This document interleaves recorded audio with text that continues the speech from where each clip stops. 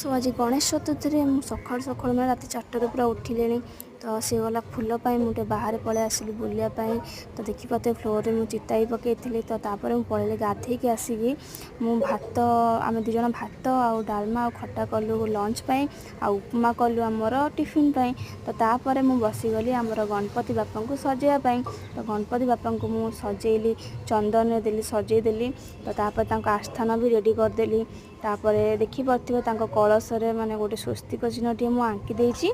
केमती लगुच आप कमेंट सेक्शन में मतलब निश्चिंत जनइबे तापर भोग सह फूल भी सजे देती आम तो पूजा बसीगलु 4 जन